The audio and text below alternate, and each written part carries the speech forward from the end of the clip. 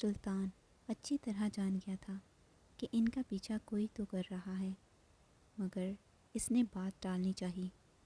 شاید وہم ہو۔ ہاں، پہلے مجھے بھی لگا تھا۔ پہلے مطلب؟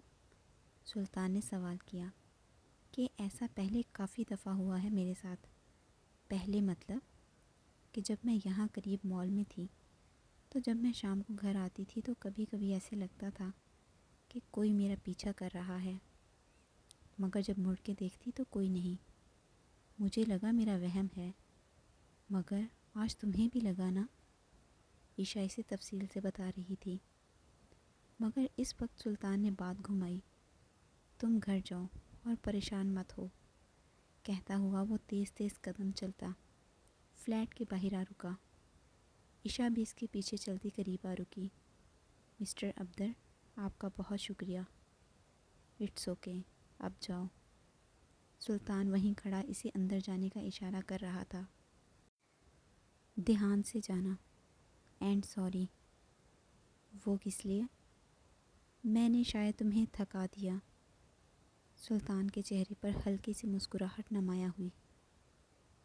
اللہ حافظ مسٹر عبدر، کہتی ہوئی وہ گھر کے اندر داخل ہو گئی، اور ایک بھرپور نگاہ چاروں طرف دوڑاتا وہ واپس چل دیا۔ وہ اتنا تو جان گیا تھا کہ جو کوئی بھی ان کا پیچھا کر رہا ہے وہ ضرور دشمن کا آدمی ہے، اور اب اسے مزید احتیاط کرنی پڑے گی، کیونکہ اس کی چھوٹی سی غلطی پر بہت بڑا نقصان بھی ہو سکتا تھا۔ وہ کمرے میں داخل ہوتے ہی بیڈ پر دھڑام سے گر گئی۔ اتنا برا بھی نہیں ہے، سوچتی ہوئی وہ ہنستی۔ اسے ابھی تک سلطان کی وہ خوشبو محسوس ہو رہی تھی، مگر دھیان دینے پر اس نے دیکھا کہ سلطان کا کوٹ اس نے ابھی تک پہنا ہوا ہے۔ کوٹ تو اسے واپس ہی نہیں کیا۔ وہ سر پر چپت لگاتی اٹھ کر بیٹھ گئی۔ سلطان کا وہ کوٹ بہت خوبصورت تھا، بلیک کلر کا لانگ کوٹ جس سے اٹھتی ہوئی وہ خوبصورت خوشبو اس پاگل سی لڑکی کو ایک عجیب مگر خوبصورت احساس دلا رہی تھی۔ وہ بے دھیانی میں سلطان کے بارے میں سوچ رہی تھی جب اس نے مسٹر وحید کے سامنے اس کا بازو پکڑا تھا۔ تب عشاء کا دل عجیب طرح سے دھڑکا تھا۔ اسے سلطان کا یوں چھونا برا نہیں لگا تھا، بلکہ ایک محفوظ احساس ہوا تھا، اور آج اس کا اس طرح چل کر اس کے ساتھ گھر تک آنا، عشاء کو اس کے ساتھ گزرا ہر لمحہ بہت خوبصورت لگ رہا تھا۔ وہ مسکرا رہی تھی اور وہ کچھ محسوس کر رہی تھی جو اس نے اپنی زندگی میں آج سے پہلے کبھی محسوس نہیں کیا تھا۔ وہ کوٹ پہنے اس کے گرد اپنے دونوں بازو مضبوطی سے باندھے دھیرے دھیرے نیند کی آغوش میں جاتی چلی گئی، اس بات سے بے خبر کہ ایک بہت مضبوط اور گہرا احساس اس کے اندر پنپ رہا تھا جو اس کی دنیا بدلنے والا تھا۔ وہ مضبوط پرسنالٹی والا مغرور شہزادہ اسے اچھا لگنے لگا تھا، مگر وہ نہیں جانتی تھی کہ اس شہزادے سے محبت کرنے کے لیے اسے اپنی جان گروی رکھنی پڑے گی۔ وہ ایک ایسے جنگل میں جا رہی تھی جہاں سوائے شکاریوں اور آگ کے اور کچھ نہیں تھا۔ اسے اس جنگل کے ایک بے رحم زخمی بھیڑیے سے لگاؤ ہو رہا تھا جو اس جنگل کا سب سے وحشت ناک بھیڑیا تھا، مگر محبت کہاں دیکھتی ہے، وہ تو بس ہو جاتی ہے نہ چاہتے ہوئے بھی۔ رات دھیرے دھیرے گہری ہوتی جا رہی تھی، اور یہ گہری رات سلطان کو بے رحم سلطان بناتی تھی۔ دن کے وقت ایک الگ سلطان نمودار ہوتا تھا، اور رات ہوتے ہی وہ اپنے اصلی روپ میں آ جاتا تھا، جو اپنے شکار پر کسی ڈراؤنے خواب کی طرح حاوی ہوتا تھا اور ایک پل میں جھپٹ کر نیست و نابود کر دیتا تھا۔ کیا خبر ہے؟ جناب سلطان کی ایک چھوٹی سی کمزوری ہمارے ہاتھ لگی ہے۔ میں نے بہت دھیان سے نظر رکھی، مگر سلطان وہ بہت چکنا ہے، ذرا سی غلطی کی بھی گنجائش نہیں۔ اچھی خبر ہے۔ شایان نے مہمت کی تفصیلی بات سن کر اپنی مونچھوں کی تاؤ دیتے ہوئے ایک پرسوچ انداز میں کہا، ہاں مگر اتنی جلدی نہیں، کچھ دن انتظار کرنا ہوگا۔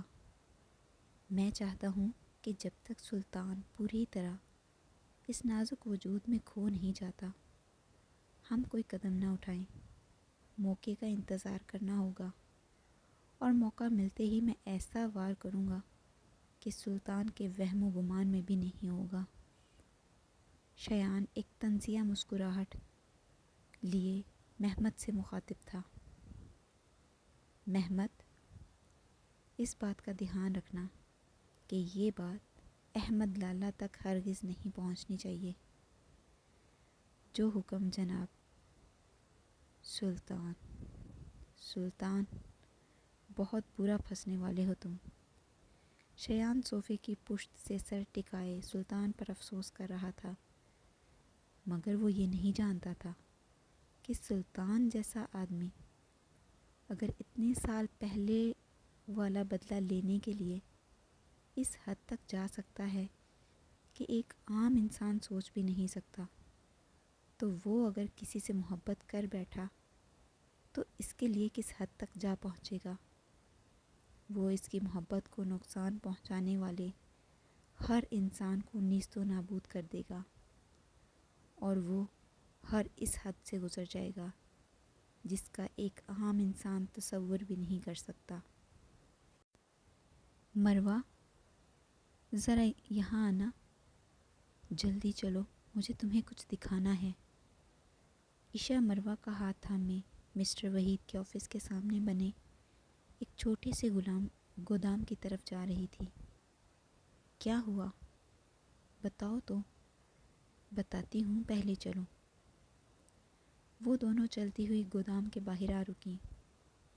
عشا نے تھوڑے سے کھلے دروازے سے اندر جھانک کر دیکھا، جہاں مسٹر وحید اور ساتھ یہاں کا مینیجر اور ساتھ میں کچھ ورکرز مل کر ایک بنڈل نما چیز میں سے کچھ سفید کلر کے پیکٹس نکال کر انہیں ایپل باسکٹ میں ایپلز کے نیچے سیٹ کر رہے تھے۔ مروہ اور عشا نے دروازے سے تھوڑا جھانک کر یہ دیکھا تو وہ دیکھتی ہی رہ گئیں۔ آہ اللہ، میں نے تم سے کہا تھا نا، اب دیکھ لو اپنی آنکھوں سے۔ مروہ عشا کی طرف دیکھتے افسردگی سے کہہ رہی تھی، ایکسکیوز می، آپ لوگ یہاں کیا کر رہے ہیں؟ وہ دونوں دروازے کے باہر کھڑی ایک دوسرے سے باتیں کرنے میں مصروف تھی، جب وہاں پر اچانک ایک سیکیورٹی گارڈ قریب آ کر انہیں یہاں کھڑا دیکھا اور کھڑا ہونے کی وجہ پوچھنے لگا، کیوں ہم یہاں نہیں آ سکتے؟ مروہ نے گارڈ کی طرف دیکھتے سوالیہ انداز میں کہا، نو میم، یہاں کے آنر نے سختی سے منع کیا ہے کہ ان کے علاوہ یہاں کوئی بھی ورکر نہیں آنا چاہیے۔ آپ لوگ پلیز یہاں سے جائیں۔ گارڈ نے وہاں سے جانے کو کہا۔ ہم بس جا ہی رہے تھے۔ عشا مروہ کا بازو پکڑتے وہاں سے 100 کی سپیڈ سے غائب ہو گئی۔ ارے یار، 2 منٹ تو رکتی، مجھے ایک پک تو بنا لینے دیتی۔ مروہ خفگی سے عشا کی طرف دیکھتے بولی، جاسوس، اپنی جاسوسی بعد میں کر لینا۔ اگر اس گارڈ نے مسٹر وحید کو بتا دیا نا کہ ہم دونوں وہاں ان کے منع کرنے کے باوجود بھی گئے تھے، تو تم جانتی ہو کہ پھر آگے کیا ہوگا۔ اے اللہ، کاش کہ میرے پاس کوئی دوسری جاب ہوتی تو میں ان کے باپ سے بھی نہ ڈرتی۔ مروہ اپنے دونوں ہاتھ ہوا میں اٹھائے آسمان کی طرف دیکھتے بولی، جس پر عشا کا ایک بے اختیار کہکہ گونجا۔ فی الحال اس بات کو یہیں چھوڑتے ہیں اور اپنا کام کرتے ہیں۔ اس بات کی جاسوسی کسی اور دن کر لیں گے۔ عشا مسکراتی ہوئی مروہ کو اس کے کام کی طرف متوجہ کرتی ہوئی، ہاں، چھوڑ دینے کے علاوہ ہم اور کر بھی کیا سکتے ہیں؟ مروہ ایک گہری سانس بھرتے اپنے کام میں مصروف ہو گئی۔ ایکسکیوز می پریٹی گرل، کیا تم میری مدد کر سکتی ہو؟ دراصل مجھے سمجھ نہیں آ رہا کہ کون سی گروسری تازہ ہے اور کون سی نہیں۔ ایک 30 سے 35 سال کے درمیان کی خاتون کچھ سبزیوں کو ہاتھ میں اٹھائے عشا کی طرف دیکھتے ہوئے بول رہی تھی۔ شور میم۔ عشا خوش دلی سے آگے بڑھتی اس کی مدد کرنے لگی۔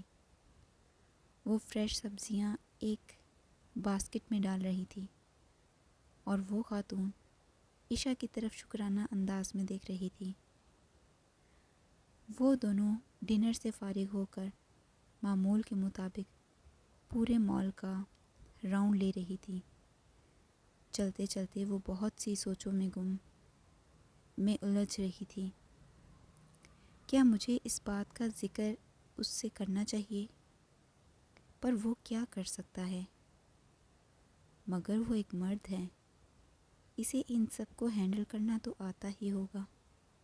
میں ایک لڑکی ہونے کے ناطے یہ سوچ رہی ہوں، مگر کیا پتہ وہ اس میں میری مدد کرے۔ ہمیشہ کی طرح عشا چلتے چلتے اپنے دونوں ہاتھوں کو آپس میں باندھے سوچ رہی تھی۔ ہاں، میں اسے ضرور بتاؤں گی، مگر ابھی نہیں۔ فی الحال مجھے کہیں اور جاب ڈھونڈنی ہوگی۔ وہ اپنے دماغ میں پلان سیٹ کرتی مطمئن سی ہو رہی تھی، مگر وہ نہیں جانتی تھی کہ اللہ نے اس کے لیے کیا پلان سیٹ کیا ہوا ہے، جو کہ اس کی سوچ سے بالکل مختلف تھا۔ سارے دن کی محنت کے بعد اسے جس پل کا بے صبری سے انتظار ہوتا تھا وہ تھی رات۔ پہلے وہ رات سے بہت ڈرتی تھی، مگر اب سلطان کے ساتھ اسے ذرا بھی ڈر نہیں محسوس ہوتا تھا۔ ڈرتی تو وہ اب بھی تھی، مگر جب وہ اکیلی ہو۔ ہیلو، وہ ایک ریک کے پاس رکی، وہاں سے ایک بک اٹھائے اسے دیکھنے میں مصروف تھی کہ اچانک اسے اپنے کندھے کے بالکل پاس ایک بھاری آواز سنائی دی۔ وہ آواز اس کے اتنا قریب تھی کہ اسے گرم سانسیں اپنی گردن پر محسوس ہوئی تھی۔ چونک کر پلٹنے پر مسٹر وحید اس کے بالکل پیچھے کھڑا مسکرا رہا تھا۔ عشا تیزی سے کچھ قدم فاصلے پر ہوئی، جسے دیکھتے ہی مسٹر وحید نے ایک بھرپور کہکہ لگایا۔ تم کتنا ڈرتی ہو، میں کون سا تمہیں کھا جاؤں گا؟ مسٹر وحید نے ہنستے ہوئے کہا۔ عشا کو وہ انتہائی منحوس لگا۔ جی سر، عشا نے قدرے بیزاری سے کہا۔ کیا کر رہی ہو؟ سر میں کام کر رہی تھی، کچھ نیو بکس آئی ہیں، انہیں یہاں سیٹ کر رہی تھی۔ کیا ہر وقت کام کرتی رہتی ہو؟ اتنی نازک ہو تھک جاتی ہوگی۔ وحید 2 قدم چل کر اس کے قریب ہوا اور وہ 4 قدم کے فاصلے پر ہوئی۔ شکریہ، نہیں سر، یہ روز کی روٹین ہے، اب تھکاوٹ نہیں ہوتی، عشا نے جلدی جلدی میں جواب دیا۔ اوہ آئی سی، کیا ہم کچھ دیر بیٹھ کر بات کر سکتے ہیں؟ مسٹر وحید نے عشا کے شفاف چہرے کی طرف بغور دیکھتے ہوئے ایک بتکی سی آفر کی، جس پر عشا کا دل چاہا کہ وہاں سے دھوئیں کی طرح غائب ہو جائے۔ اسے اس شخص کے ساتھ ایک عجیب سی الجھن محسوس ہوتی تھی۔ سر آئی ایم ریئلی سوری، مگر آف کا وقت ہو گیا ہے اور کوئی میرا انتظار کر رہا ہوگا۔ اگر میں وقت پر نہ گئی تو وہ پریشان ہو جائے گا۔ عشا نے ایک ایک لفظ پر زور دیتے ہوئے کہا۔ وہ وحید کو یہ باور کروانا چاہتی تھی کہ وہ اکیلی نہیں ہے۔ عشا کے الفاظ سنتے ہی مسٹر وحید کے چہرے پر ایک غصہ نمایاں ہونے لگا۔ اسے فوراً ہی اس دن والا وہ شخص یاد آ گیا جو اس دن اس چڑیا کو اس کی آنکھوں کے سامنے ہی اڑا کے لے گیا تھا۔ کیا میں جان سکتا ہوں کہ وہ شخص کون ہے؟ وحید نے سوالیہ انداز میں عشا کی طرف دیکھا۔ عشا کو ایک پل تو سمجھ نہ آیا کہ وہ کیا جواب دے، کہ وہ اس کا کیا لگتا ہے اور وہ کیوں اسے پروٹیکٹ کرتا ہے، کیوں اس کی فکر کرتا ہے۔ وہ ہاتھوں کی انگلیاں مروڑتی ہوئی کوئی جواب سوچنے میں مصروف تھی۔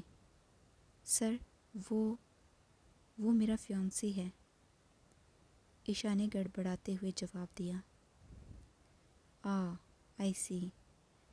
مسٹر وحید کے ماتھے پر کئی شکنیں نمودار ہوئیں اور وہ اپنے ہی جواب پر کھڑی مسکرا رہی تھی۔